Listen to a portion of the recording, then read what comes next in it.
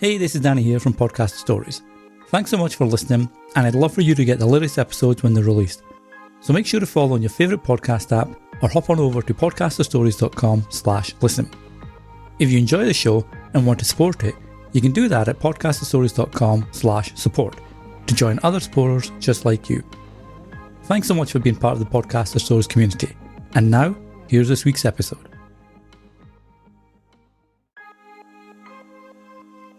Hi, and welcome to Podcaster Stories.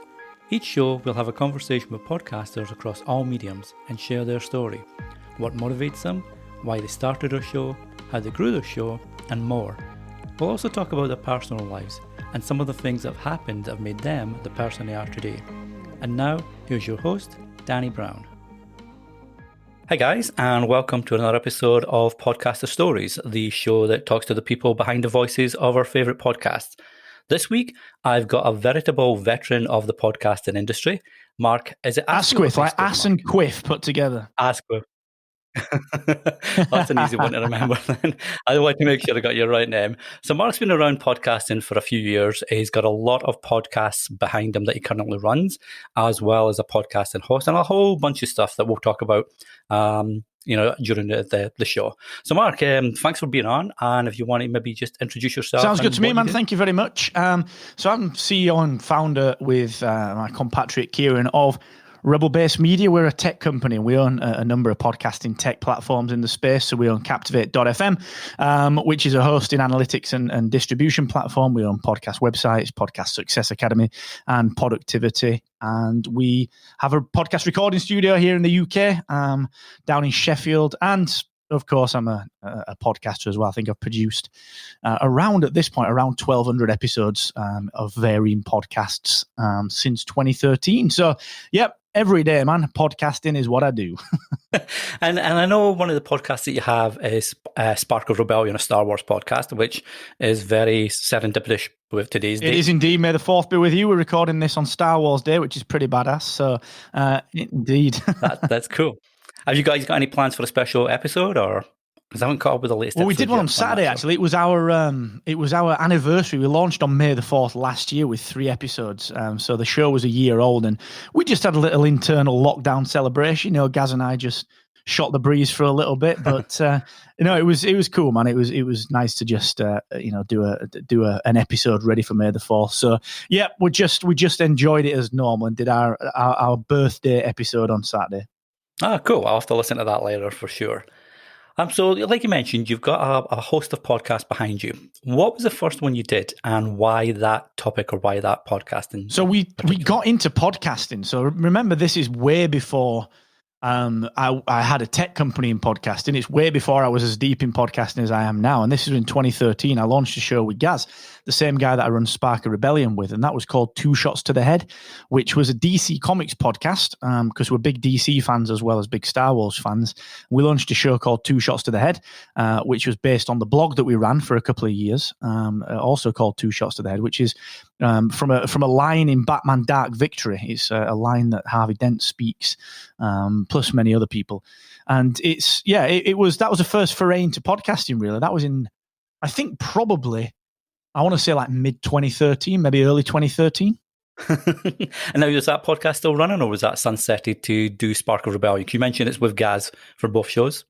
So we wound that up. So what happened was I was at the time, I was running my agency, my design and digital agency, and we set this show up, and that kind of came at a time where I was getting into personal branding myself and starting to step away from the agency that I built. And it was kind of this weird time for us. So we Gaz and I kind of parted ways. We've always stayed friends and always chatted, but I think we did that for about a year.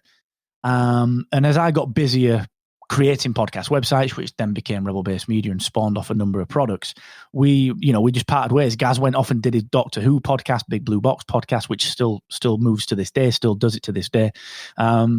I created Podcast Tech and created a number of other podcasts in the space, and then we came back together last year. So yeah, Two Shots was sunsetted a while ago, although randomly we still get sent like loads of swag. So we used to get sent loads of swag to review, and lots of like comics and like pop culture memorabilia and like invites to comic cons and all sorts. Like, I think that only stopped about 6 months ago, which is pretty sweet. So yeah, still reaping the benefits. That's awesome. I mean, I'm a geek myself, and I love the DC universe. I think it's a far richer universe than the Marvel one. But that's pretty cool that it led to all these opportunities and, people and brands reaching out to you, because obviously that's one of the things that a lot of podcasters are asking about. How do I get, say, sponsorship and working with brands, etc.? Would you have like any particular advice on how to best approach that for podcasters? So because you're a geek, I can come at this from a different angle. So this is good. There's so much advice out there, and it's usually given by people that have not done it. So I'm going to come at this from a different perspective, and use a different example to what I would normally give, because you're a geek. So the example that I would give is that, look, people are only going to spend money with you if they know you, like you, and trust you. Just marketing 101. It's basic marketing. But the problem is podcasters don't think like that. They think download numbers, aka sales. So they think, as soon as I've got some numbers, I can start to sell some stuff. And it just doesn't work like that. So what we did from the beginning with Two Shots to the Head even was we got to know the people and added a lot of value to them, and really kind of were just present all the time. So we would, for example, we're in the UK, we got to know a lot of the artists that work for DC. So I got to know Chula Latte, who went on to replace Greg Capullo on some of the Batman stuff, who in turn worked with Scott Snyder. And she runs an event up in Leeds, which is like 10 miles away from us, called Thought Bubble. We ended up being press at Thought Bubble, interviewed Scott Snyder, interviewed a number, like Tim Sale was stood next to me, like the guy that pretty much inspired Smallville. And it just... that kind of thing really led to a lot of opportunities for sponsorships and for a lot of stuff that we do now with Spark a Rebellion. And it all came about through being constantly present. I've just recorded an episode today, actually, for my other show, the Podcast Accelerator, which comes out on Wednesday, about this thing called a presence promise, where you have to promise to be present for your listeners all the time. So the way to get sponsorship is turn that on its head. Like, do what we did with Two Shots to the Head, and even do what we did when it came to building the original Rebel-based media product podcast websites, which was just be ever present at as many things as you can, because people don't really care about the numbers once they've got to know you. Like, they want to know they're going to get a return on what they're spending on, but they're much more willing to understand your audience and work with you if they know you. They're not just going to look at the numbers and say yay or nay. So you've got to be present. Like, a lot of people don't do this. A lot of people will pitch sponsors like from day one. The number of people that use Captivate and say, right, I've got 2 episodes out, how do I get some money from this? And you're like, what? Are you kidding? Like, this is mental. So be present. Get to as many places as you can. Do what we did with Thought Bubble and Tula. Be around them. Just help them. Go on offer to do things. Like with Chula at Thought, but we offer to volunteer. Like, do you want to? We'll just turn up. We'll bring a mic, and we'll just, whatever you need doing, we will just do it. All right, and it works. It really works. So you got to do that sort of stuff. But the problem is, right, as soon as you can record into a microphone, the flip side of that is you can press play and listen back to yourself. And when you can listen back to yourself, it makes you feel like you're famous. So then you don't want to do the little work, and that's the problem. So that's a huge issue. Be willing to do the little work. No, and that's great advice. It's like you mentioned marketing 101. It's kind of like networking 101 as well, right? When you just go to either industry events or local business events, etc., to grow your own small business, and it's all about networking with the right people and as you say, offering value as opposed to just wanting to grab value for yourself. Yeah, it is, and it gets a lot of people get really hung up on that. Yeah, just show, like, look at any online entrepreneur. Like, most people online will say, add value. Like, okay, I get that. I really get that. I really get that. But it's too macro. It's like a plumber turning up and saying, well, yeah, I'm a plumber. This is what I do. I've got, I can do plumbing. Well, of course you can. By virtue of turning up, that's the base level of my expectation. Like, for you to say, I'm going to add value, that's how I'm going to do things. Like that. That's the base level. That's not the USP. That's not the standout. That's the base level. But you've got to be really creative with this. How can you add value in a creative way that people are going to remember? That's the key. And that's the kicker that no one really gets to, is they just do the bare minimum and think they somehow put a tiny bit of sweat equity in and they can draw from it forever. And that's not how it works. Yeah. No, that's great advice. Completely agree. Now, you'd mentioned that obviously your first podcast was way back probably in 2013. Why do you think? I mean, podcasting is one of these funny things. Again, it's a little bit like blogging. It's always been said it's going to go away because social media came along, XYZ came along, but it's still here. And podcasting, especially, is really seen a resurgence in the last 12 months maybe. Apple, I think you shared recently, had just published their 1 millionth podcast or something like that. So, and there's a lot of people, you'll know yourself, by running Captivate.fm, there's a lot of people getting interested in podcasting as a medium. Why do you think it's seen such a resurgence, and you think that can maintain that level? I think it's the perfect storm, really. You know, podcasting has been around for a long time, since 2005, and it's one of those things where it was kind of difficult and kind of for the geeks. You know, podcasting had this perception of, you know, it's for people that want to sit in the basement in their pants talking about Lost. Yeah, cool. It is. You know, we're all geeked. Podcasting started with niche, and really getting tight into that. People genuinely talking about stuff in their pants and, you know, what they enjoyed talking about, and that's how it started out. It was a cottage industry, but then a few different things happened. You know, education came along in the form of Netflix and Uber and Airbnb. You know, everything now is on demand, and that. Podcasting was one of the original on-demand media, but no one thought about it like that. Everyone thought it was podcasting. This is why some of the old guard in podcasting get way too hung up on RSS feeds. Like, who cares? It's just on-demand audio. Like, stop crying about your RSS feeds. Right. Yes, they work. Yes, they do the job. Yes, they power podcasting. But holy, like, we've got to be mindful of what's happening. So this is what's gone on, is that the industry has been educated, and when I say the industry, I mean the consumers of the audio as much as the creators. So they were educated that they could get content on demand, and it was just as good as the BBC, and it was just as good as NBC.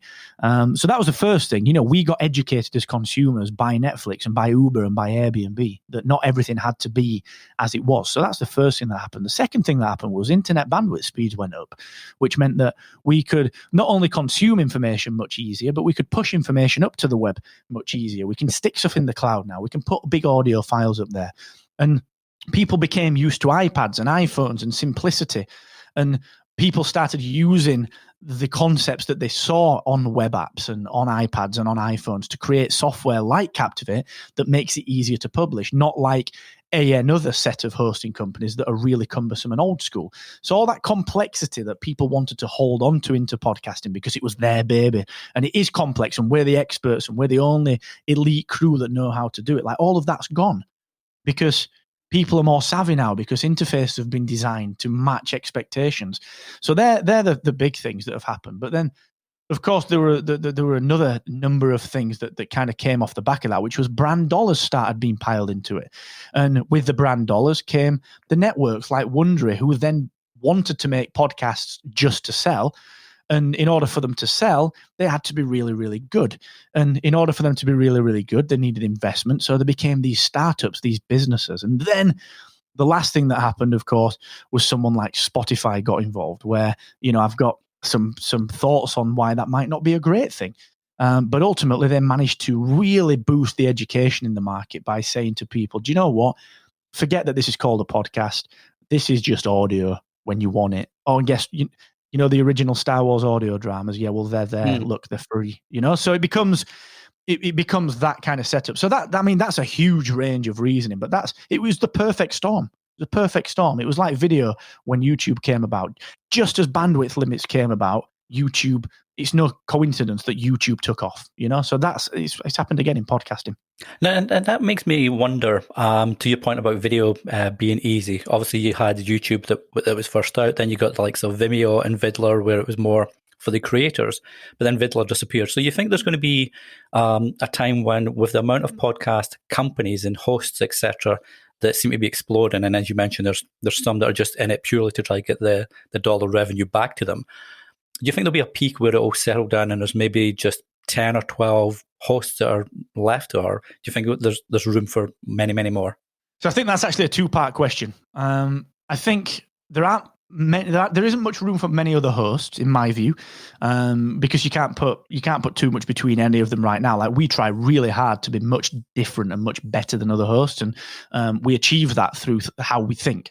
But I think the first part of that question is someone like Spotify right now, this is something that I'm going to dig into on a blog post. Like Spotify is one of the biggest dangers to podcasting, because the big difference with podcasting and other mediums is that podcasting started open and RSS feeds are open. But Spotify, in my view, wants to close it down. They want to put a wall around it. They want to make it like YouTube, where you create and upload via Spotify or Anchor. The problem with that is that video, nothing really existed like YouTube before YouTube. Yeah, a few others, Vidal, Vimeo, a few others like that existed and still exist. But what they don't do is they didn't ever have that open industry feel like with RSS.